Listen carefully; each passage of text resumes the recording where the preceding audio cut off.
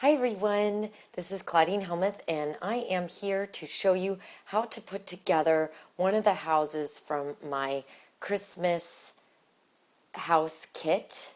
And here you can see some of the other houses that come with the chimneys as part of the set. So they're all three-dimensional, so you can display them wherever you want on your table. I'm going to show you how to put together this little guy first, and then once you know how to put this one together, all the rest of them will come really easily. And make sure to watch the end of the video because I'm going to show you how to turn this into a battery operated luminary.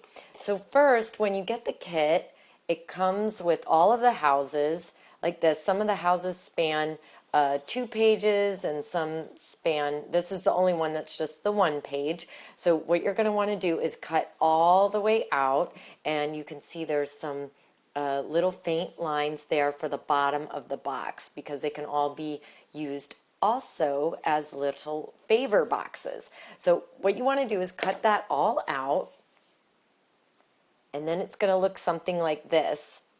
Now I've gone ahead and printed on a heavier weight cardstock. You could just print on your printer weight paper, but the quality is so much better when you print onto a cardstock.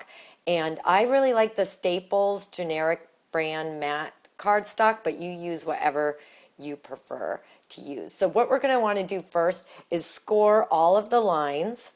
And here's a little trick that I've learned for scoring is you want to use just a ruler, and then you can use a pen that has no ink in it. And I have found that using an old catalog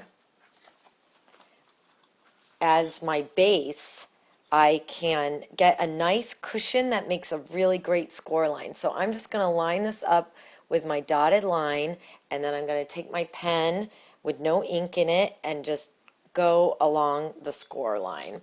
So then you can see here it makes, maybe you can't see, let me zoom in.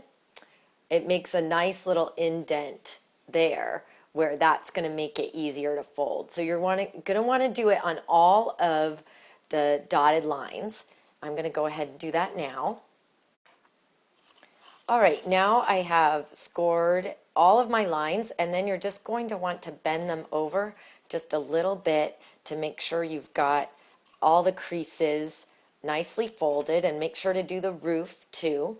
And then we're going to be ready to glue. So you can use a tape gun like that, another tape gun, whatever you like to use. You can use glue stick, so whatever you prefer. I really like to use the tape gun. It just makes it quicker. So, but whatever you're comfortable with. Now, when using the tape gun, here comes my catalog again. This is now my preferred way. I like to just use it on the catalog, and then that way if I get excess on there, I just close that page, and then that way I don't have to worry about, again, having excess tape on my surface. So I'm just going to go along all of the lettered tabs. So all of the tabs that have letters on them are going to get tape.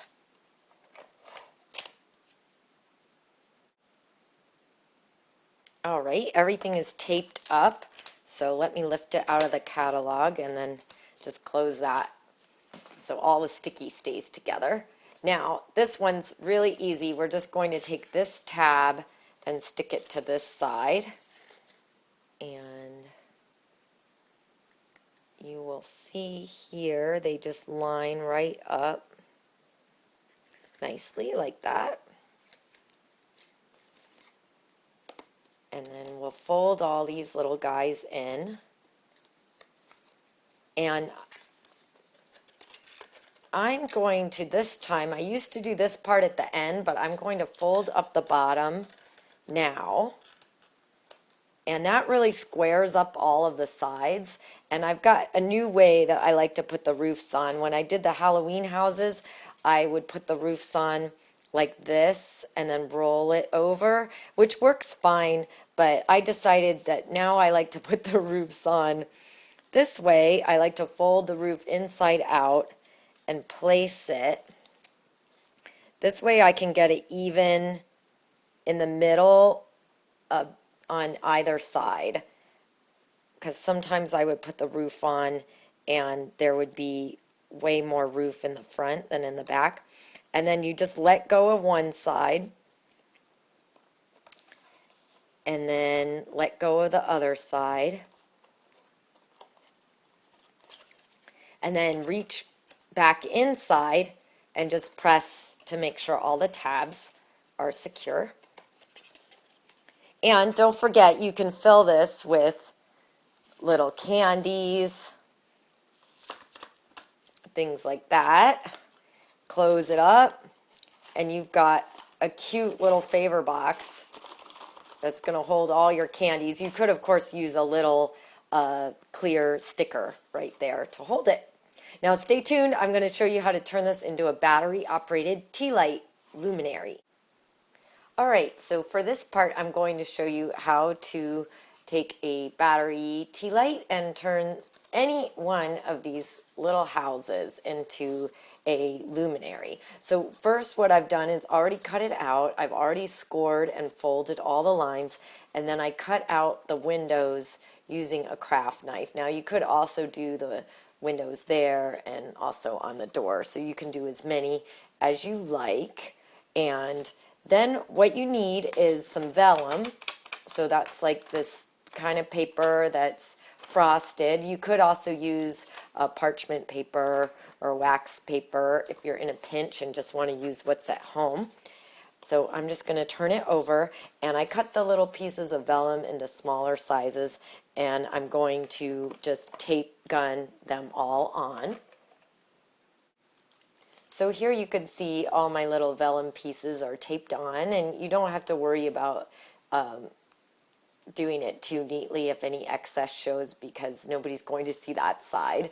And then I just want to add my little window line. So I just take a pen, you could even use a Sharpie, and draw out the window lines. And they don't have to be perfect. You can kind of see where my original lines were and use those as your guide, or make up whatever you want to go in there. So there we go. Okay, so I'm just going to tape that together, and then we will put the tea light inside. Okay, so now this little house is put all together, and I've got my battery operated tea light candle. Now you could go ahead and cut off these flaps if you want to just be able to place it over your box, over your house, but I'll just use the flaps for right now, and just put the tea light candle in there and close it up, and you can see the nice little flickering glow. So you could do that to all of your houses and have a really cute luminary set for your mantle.